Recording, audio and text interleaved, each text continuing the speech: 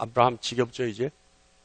아브라함 지금 몇 주째 지금 아브라함에 대해 우리가 창세기 지금 강해를 하고 있는데 아브라함에 대해서 지금 몇 주째 지금 설교를 하는지 아세요? 아브라함을 주제로 18주, 18주.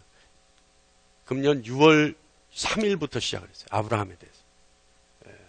거의 뭐 4개월 지금 아브라함에 대해서요. 아브라함만 18주가 걸렸어요. 한 인물 18주 한다는 거. 뭐 쉬운 일은 아니죠. 나중에 이제 모세로 가면 또 많겠죠. 그러나 한 인물을 18주간 기도하는 거, 설교하는 거.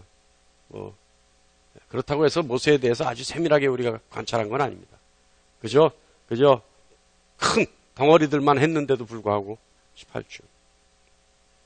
오늘 본 말씀대로 믿음으로 말미암는 자는 믿음이 있는 아브라함과 함께 복을 받느니라. 믿음이 있는 자는 믿음으로 복을 받기 위해서는 아브라함의 믿음을 가져야 한다 이 말이에요. 믿음이 있는 자는 믿음의 복을 받기 위해서는 아브라함의 믿음을 가져야 한다. 아브라함의 믿음을 가지면 복 받는다 이 얘기예요. 오늘은요, 지난 18주간에 있었던 모든 아브라함에 가는 것, 그거를 정리해서 총정리하는 시간 갖겠습니다.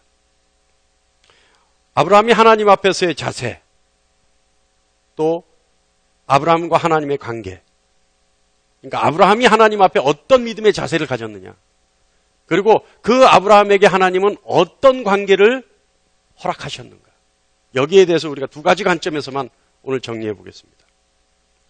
근본적으로는 아브라함은 하나님을 믿었어요. 아브라함은 하나님을 믿었고 하나님은 그 믿음이 있는 아브라함을 의롭다 하셨어요. 창세기 15장 6절 말씀이에요. 그러니까 근본적으로는 아브라함은 하나님을 믿는 관계였고 하나님은 아브라함을 의롭다 여긴 관계였어요. 이 관계예요. 자, 바울은요, 이 관계를, 그러니까 아브라함이 하나님을 믿었던 관계, 하나님이 아브라함을 의롭다 여긴 관계, 이 관계를 바울은 구원에 이르는 유일한 관계다 이렇게 설정을 합니다. 로마서 4장 3절 말씀이에요. 이게 중요하죠? 믿는 믿음으로 의롭다 여김을 받는다는 거예요. 그러니까 아브라함은 하나님을 믿는 관계였고 하나님은 아브라함을 의롭다 여기는 관계. 이 관계가 구원에 이르는 유일한 길이다. 오늘은요, 이 믿음이 어떤 것인지 구체적으로 한번 제시해 보겠습니다. 했던 거예요. 6월 달에 했던 설교예요. 그런데 이거를 정리해서 다시 여러분과 나눠보겠습니다. 그리고 의롭게 여기시는 하나님이 아브라함을 어떻게 보고 계셨는지, 어떤 관계까지 허락해 주셨는지, 거기에 대해서 오늘 저와 여러분이 나눠보겠습니다. 자, 먼저요, 아브라함이 하나님에 대한 자세, 다시 말하면 하나님 앞에 어떤 모습을 가지고 있었기에 아브라함은 하나님으로부터 복을 받을 수 있었는가.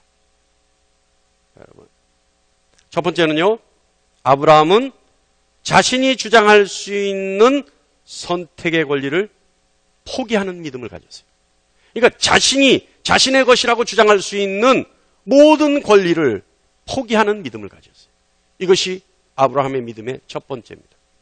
창세기 12장 4절 말씀에 의하면 아브라함이 여호와의 말씀을 따라갔고, 이 전 말씀은 뭐냐면 하나님이 너는 갈대아 우르를 떠나라. 내 말만 믿고 너는 갈대아 우르를 떠나라. 내 고향과 친척과 아버지의 집을 떠나라. 이렇게 말씀하셨단 말이에요. 그때 아브라함이 뭐예요? 자신이 선택할 수 있는 권리를 포기하고 하나님 말씀만 믿고 따라가 버렸어요. 이거예요. 이게 믿음이에요. 이게 믿음. 자식이 선택할 수 있는 권리, 자신이 선택할 수 있는 권리, 이게 무슨 권리예요? 기득권이에요. 기득권. 이것을 기득권이라 말한다면 기득권은 내가 선점한 권리예요. 내가 선점한 권리. 내 마음대로 할 수 있는 권리. 내가 가장 먼저 주장할 수 있는 권리. 이게 기득권이에요. 어떤 사건이나 일에 대해서 내가 선택하고 결정할 수 있는 내게 주어진 권리. 이것이 기득권이에요.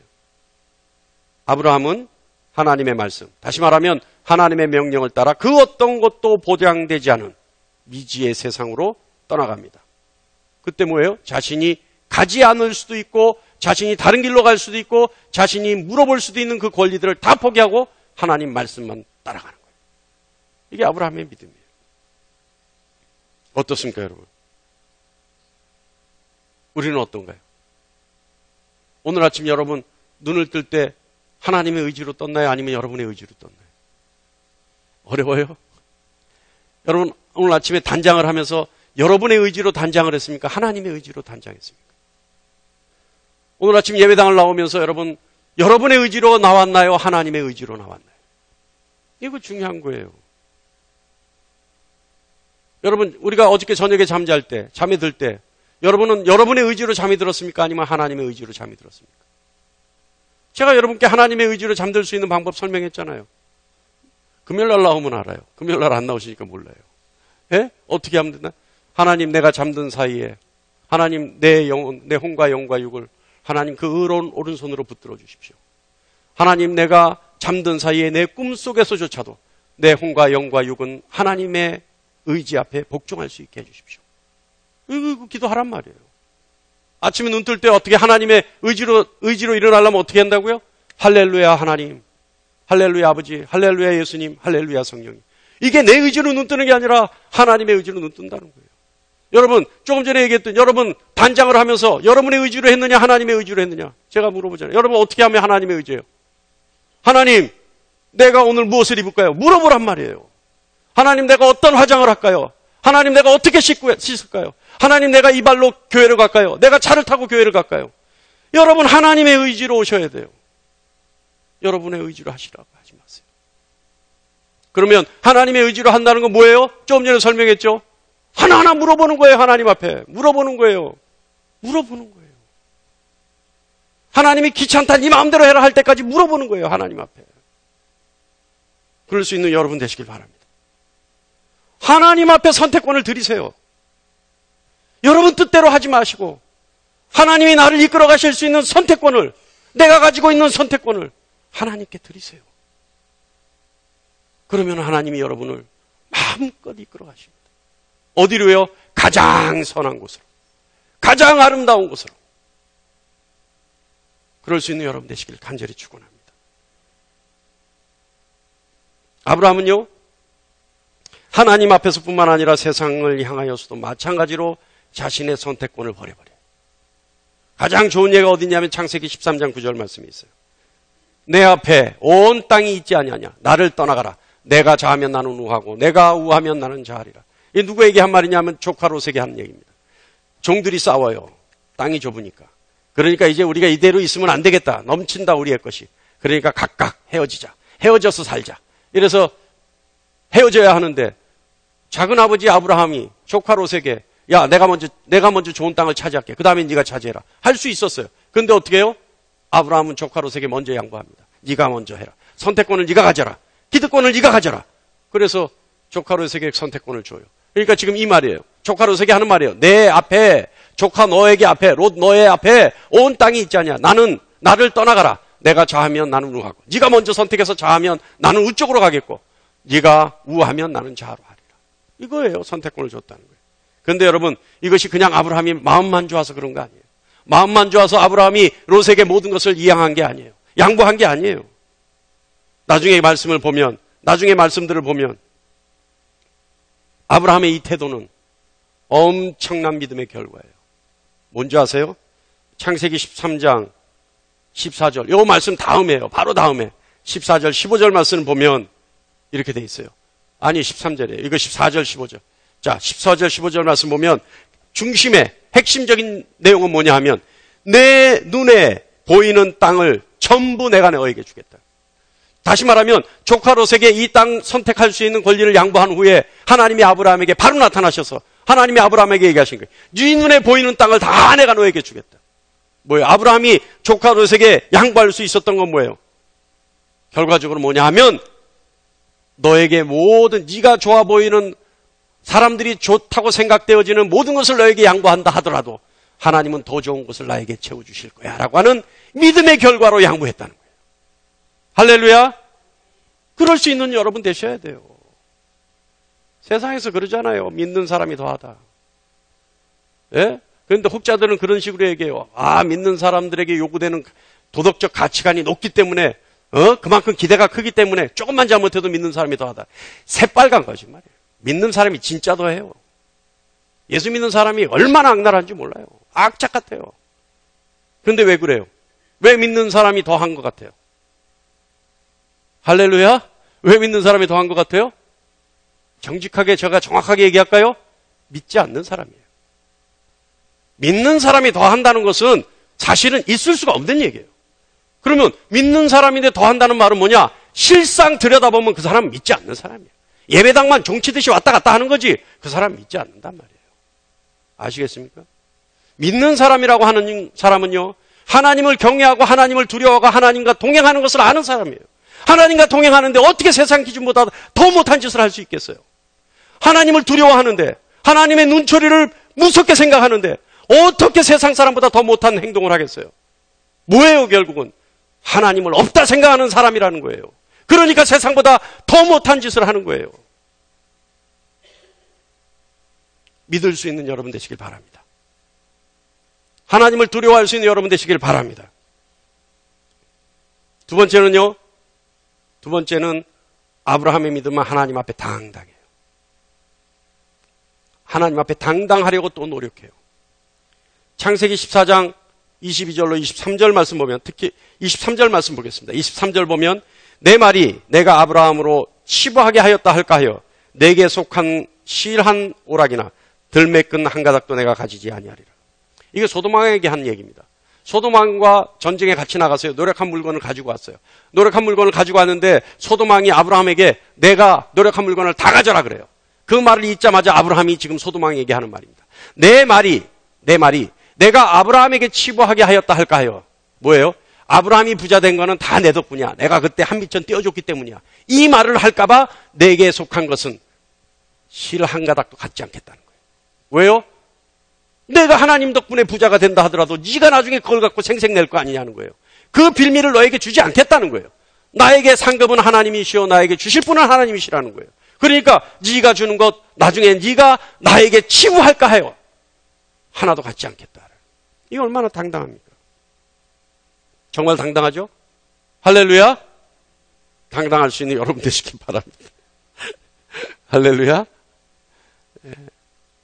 왜 당당할 수 있어요, 여러분? 아브라함이 지금 왜 당당할 수 있어요? 아브라함이 당당할 수 있는 것은요, 상급이 하나님이라는 걸 알기 때문이에요. 여러분, 여러분의 상급은 하나님이셔요. 여러분이 어디에 있든 간에 여러분이 하나님이 눈동자같이 지키시고요, 여러분이 어떤 손해를 입는다 하더라도 하나님이 여러분의 손해를 채워주실 수 있는 분은 오로지 하나님 한 분이셔요.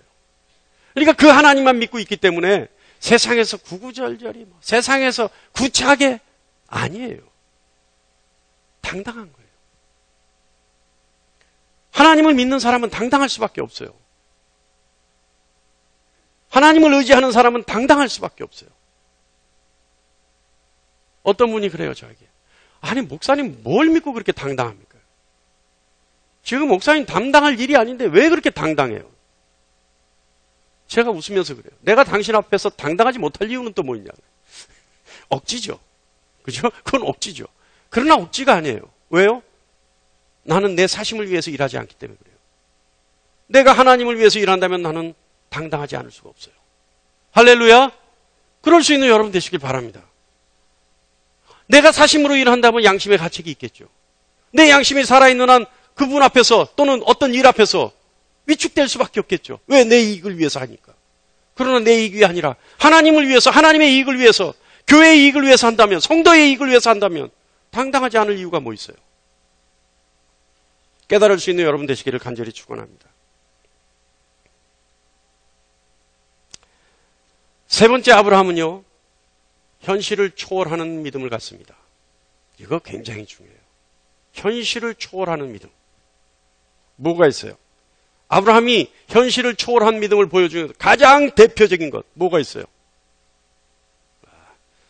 할렐루야. 상당히 수준 높아졌습니다. 벌써 막 이빨 사이에서 바람 새는 소리가 나. 이삭! 이러는 소리가 나는데, 예, 맞습니다. 예? 이삭이죠. 이삭을 하나님께 제물로 드리는 이게 현실을 초월하는 믿음이라는 거예요. 근데 그냥 이삭을 제물로 바쳤다고 해서 이거 그냥 아무 대책 없이 이삭을 제물로 바쳤으면 이건 객기입니다, 여러분. 여러분 잘 아셔야 돼요.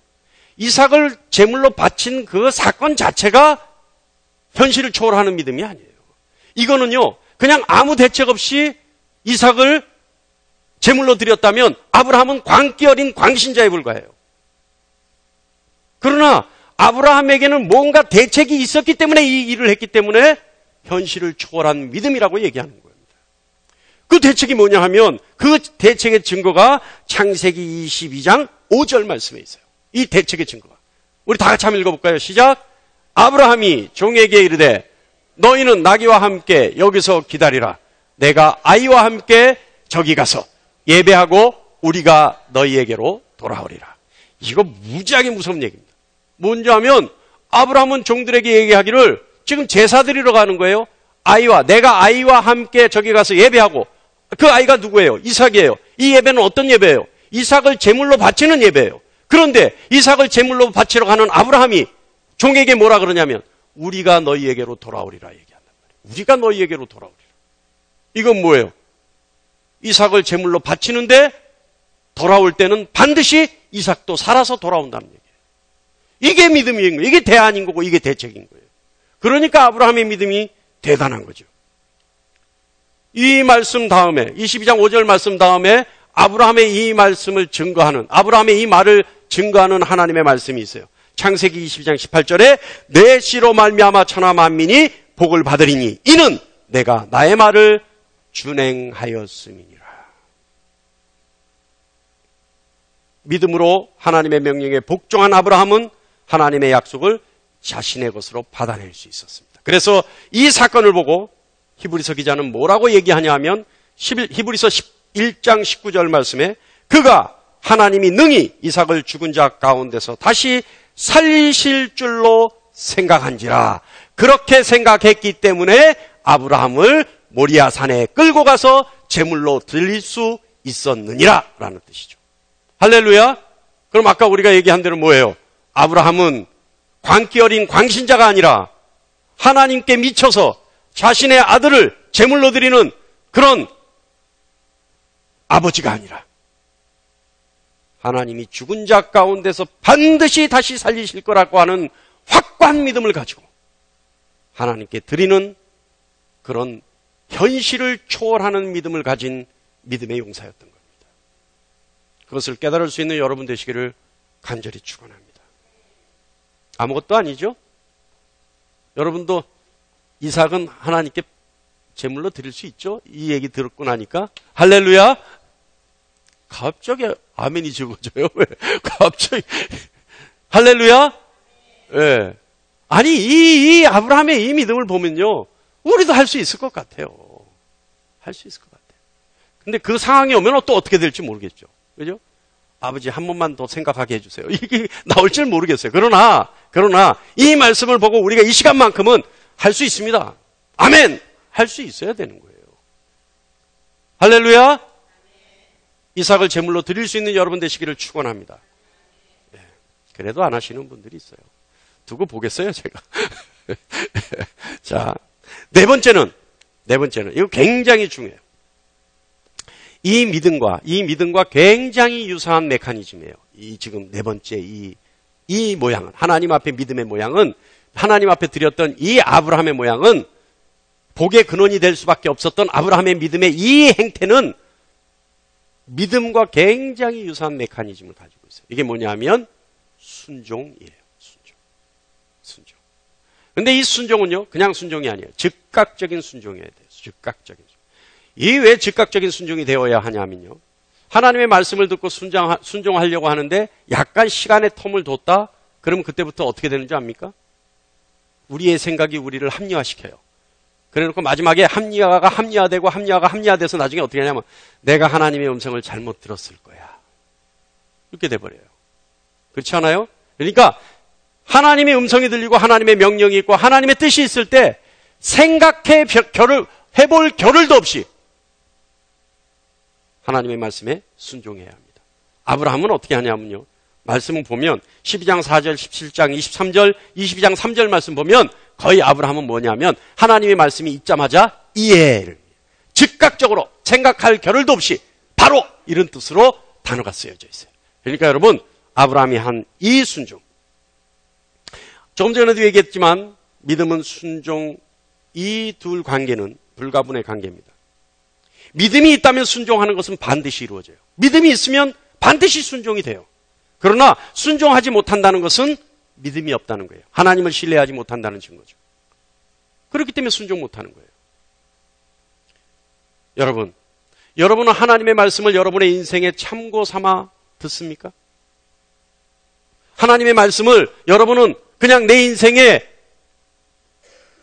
지침으로 참고 삼아 듣나요?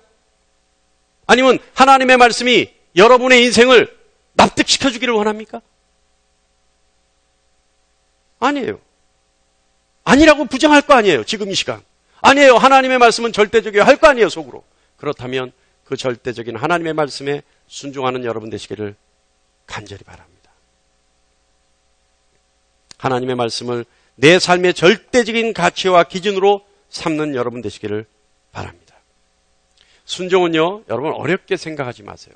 순종은요, 하나님의 말씀을 나의 의지보다 더 우선적으로 생각하는 것이 순종입니다. 순종은요, 기계적인 순종이 의미가 없어요. 순종은요, 어떤 것이 순종이냐 하면 하나님의 말씀 앞에 내 의지를 꺾는 것이 순종입니다. 하나님의 말씀 앞에 내 의지를 굽히는 것이 순종이에요. 그러면 순종에 아브라함이 이삭을 제물로 바치는 그 행동은 뭐예요? 순종의 결과예요. 순종은 내 마음속이 하나님의 음성을 들었을 때 알겠습니다 하는 게 순종이에요. 나는 싫은데 하나님의 말씀이 있으니까 하겠습니다 하는 게 순종이에요. 하겠습니다 후에 나타나는 행동은 순종의 결과인 거예요. 여러분, 순종의 결과를 원하지 마시고 여러분의 의지를 꺾는 진정한 순종을 하는 여러분 되시길 바랍니다. 여러분, 순종할 줄 아는 사람은요, 감사할 줄 알아요. 이 역시 믿음과 순종과 감사는 하나예요. 순종하는 사람은요, 절대 감사하는 사람이에요. 이 감사는 어떤 거냐 하면요, 하나님이 해주셨다라고 하는 그 사실을 내가 했다라고 하는 의지를 꺾는 것이 감사예요.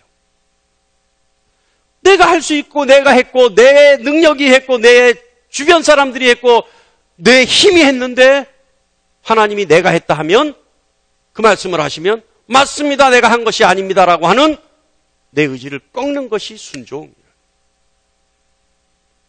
그리고 내 의지를 꺾는 그것이 감사라는 거예요. 할렐루야. 여러분, 이 감사가 얼마나 멋진 거냐면요, 하나님이 이 순종을 왜 이렇게 좋아하시냐면요, 하나님 순종을 참 좋아하시거든요. 그래서 순종이 제사보다 낫다는 거예요. 그래서 우리 아멘교회가 순종에서 역사하시는 교회라는 거예요. 그런데 이 순종은요, 감사는요, 이 감사는 여러분 행복할 때만 감사합니까? 행복하지 않아도 감사할 수 있어요. 힘들고 어려워도 감사할 수 있어요. 입에서 감사의 고백은 나올 수 있어요. 이것은 왜요? 내 의지가 꺾어졌기 때문에 하나님 앞에 어려운 상황 속에서도 감사할 수 있는 거죠. 그런데요, 이 순종은요, 하나의 원칙이 필요해요. 하나의 원칙이 뭐냐 하면 그럼에도 불구하고 라는 원칙이 필요합니다. 우리는요, 잘못 이해하면 기복신앙이 들어가 버리면 순종은요, 내가 순종하면 당장 눈에 보이는 결과, 어떤 최선의 결과, 최상의 결과가 나올 거라고 계산하고 순종하는 사람들이 있어요. 이 기복신앙이에요. 그런데 불구하고의 원칙은 뭐냐 하면 내가 지금 순종하나 그 결과가 내가 바라는 최선의 것이 아니라 하더라도 내가 하나님을 따르는 마음으로 따라가는 것. 이것이 순종입니다.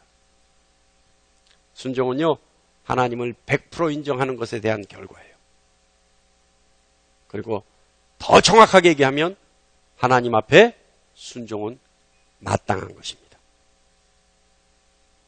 순종은요, 첫사람 아담과 하와가 죄를 짓기 이전의 모습으로 돌아가는 것이 순종.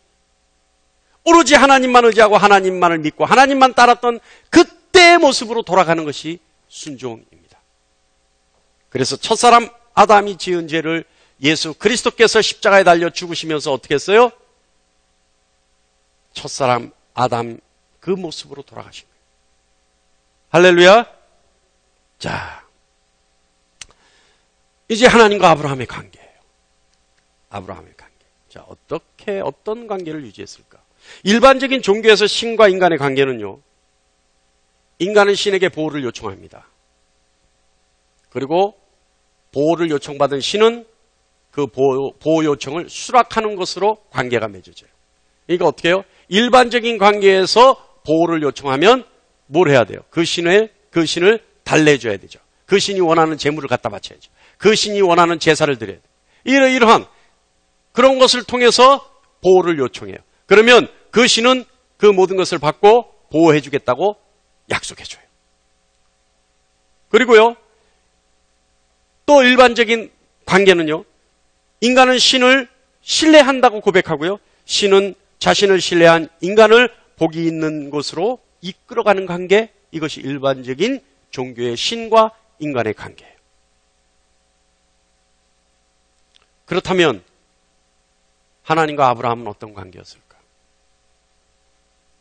하나님과 아브라함은 과연 일반적인 신과 인간의 관계였을까? 우리 한번 생각해 볼 필요가 있습니다. 창세기 12장에는요, 하나님과 아브라함이 동행하기로 하나님이 작정하셔요. 그리고 15장은 아브라함이 깊이 잠들었음에도 언약의 당사자인 아브라함은 잠이 들어버리고 신실하신 하나님만 그 약속을 이행하세요. 이건 뭐냐 하면 아브라함의 약속과는 상관이 없어요. 아브라함의 태도와는 상관이 없어요. 하나님이 그저 약속하시고 하나님이 신실하게 그 약속을 이행하시기로 도장을 찍어주세요. 가장 중요한 것은요, 이제 한 두세 가지 예가 있는데, 하나님과 아브라함의 관계를 엿볼 수 있는 가장 좋은 예의 말씀이 한 두세 가지가 있는데, 우리가 한번 보죠. 창세기 15장 8절 말씀 보면요, 창세기 15장 8절 이 말씀을 다 같이 읽어볼게요. 시작.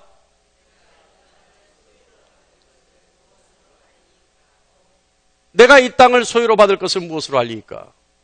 자, 이게 누가 한 말이겠어요? 이게 누가 한 말이겠어요? 아브라함이 한 말이에요. 누구에게 한 말이겠어요? 하나님께 한 말이에요, 이게. 예? 15장 7절 말씀을 보면요, 15장 7절 말씀을 보면 하나님이, 자, 읽겠습니다. 나는 이 땅을 내게 주어 소유를 삼게 하려고 너를 갈대아인의 우리에서 이끌어낸 여호와니라. 그러니까 하나님이 아브라함에게 나타나셔서 아브라함에게 갈대아인의 우르 땅, 너의 고향과 친척과 아버지의 집을 떠나게 한 이유를 설명하시면서 내가 보는 이 땅을 너에게 주겠다라고 약속을 하시는 거예요. 그랬더니 그 약속이 있자마자 아브라함이 뭐라 그러냐면, 이 땅을 내게 준다는 그 약속을 내가 뭐로 믿으란 말이요? 라고 얘기하는 거예요. 아까 8절 말씀이. 그러니까 8절 말씀 다시 보면, 이 땅을 소유로 받을 것을 무엇으로 알리까? 이 땅을, 다시 말하면 이 땅을 주신다면 증거부터 좀 봅시다. 이거 얘기하는 거예요. 할렐루야.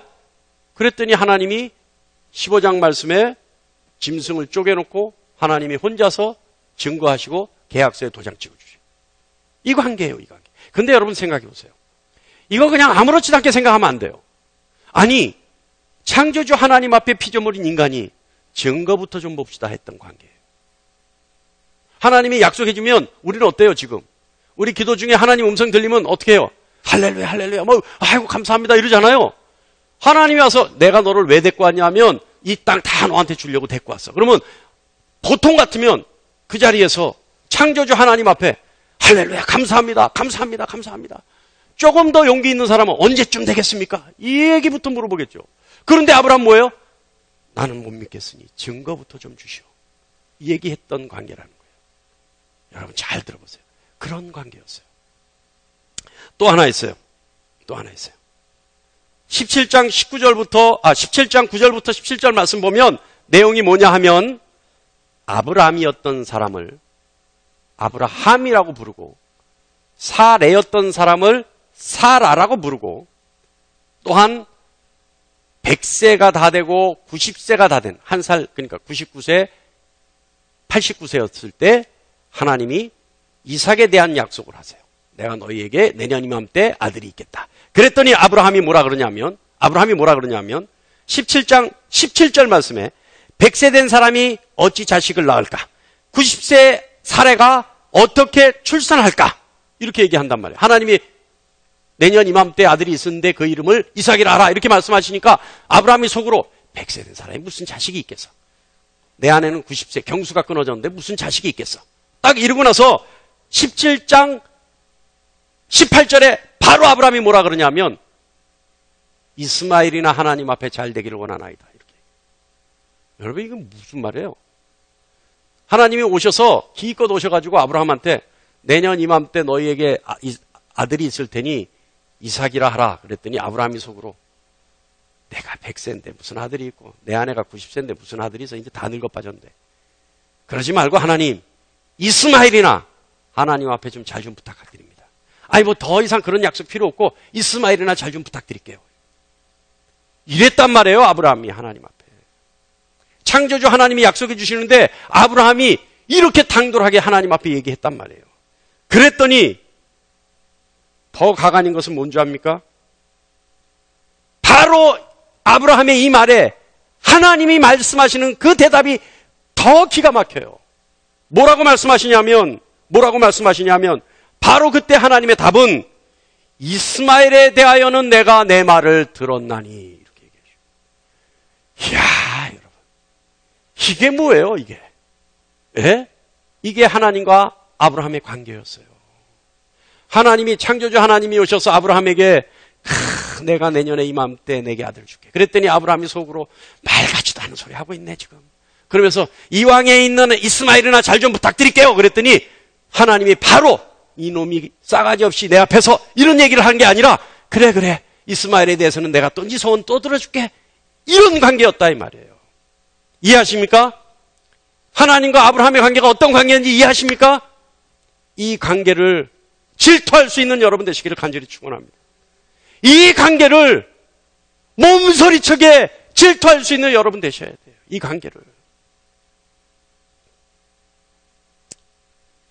또 하나 있는데 이쯤 되면 이미 충분하다고 생각돼요. 충분하죠. 하나님과 아브라함이 어떤 관계였는지 여러분 충분하지 않습니까? 여러분 사랑하는 여러분 이 관계는요 하나님이 아브라함을 그 믿음을 보시고 의롭다 하신 그래서 허락하신 관계는요 부모 자식 간의 관계예요. 그렇지 않고는 이런 대화가 오갈 수가 없어요. 그렇지 않고는 이런 당돌한 질문에 수용해주고 응답해줄 이유가 없어요. 여러분 아브라함은 하나님 앞에요. 아브라함은 하나님 앞에 자신이 선택할 수 있는 권리를 기꺼이 포기합니다. 그리고 하나님 앞에 양심적으로 당당하려고 노력합니다. 그리고 하나님 앞에 현실을 보지 않고 현실을 초월하는 믿음을 갖습니다. 그리고 하나님의 명령이 있을 때 즉각적으로 순종합니다. 그 믿음을 보시고 하나님은 아브라함을 의롭다 하시는데 어떤 관계로 의롭다함을 인정하시냐면 마치 아버지가 자녀를 품듯이 마치 아버지가 자녀의 어리광을 받아주듯이 자녀의 투정을 받아주듯이 하나님은 아브라함을 의롭다 인정해 주신다는 거예요. 오늘 이 시간 여러분 이 사실을 깨달았다면 하나님과 아브라함의 관계를 질투해서 아브라함보다 하나님을 더 사랑하고 아브라함보다 하나님을 더 신뢰해서 하나님 역시 여러분을 의롭다 인정해서 부모와 자녀의 관계를 맺는 여러분 되시기를 바랍니다. 그런데 그것은 어려운 것이 아니에요. 왜냐하면 하나님이 우리를 의롭다 인정하시는데 우리의 자격이 부족하기 때문에 예수 그리스도께서 십자가에 달려 죽으셨기 때문에 그렇습니다. 그래서 우리가 우리의 부족함을 인정하고 예수 그리스도를 인정할 때 예수 그리스도를 믿을 때 하나님은 우리에게 의롭다 인정해 주십니다. 할렐루야. 이와 같은 믿음을 갖는, 그래서 예수 그리스도를 우리 구주로 인정하며 우리 주님께서 열어놓으신 그 길로, 하나님의 길로 달려가서 지성소 안에서 하나님을 대면하고 그 하나님으로부터 자녀라 인정받는, 의롭다 인정받는 여러분 되시기를 축원합니다. 그러므로 믿음으로 말미암는 자는 믿음이 있는 아브라함과 함께 복을 받느니라. 그러므로 믿는 자는 아브라함이 믿었던 그 믿음을 가지고 아브라함의 복을 받기를 원하는 놀라운 축복의 말씀입니다. 이 말씀 품어서 주님 안에서 늘 당당히 나갈 수 있는, 그래서 세상에서 누릴 수 있는 모든 복을, 그리고 우리가 죽어서 얻을 수 있는 구원의 복을 지금 이 시간부터 마음껏 누리며 나갈 수 있는 여러분 되시기를 축원합니다.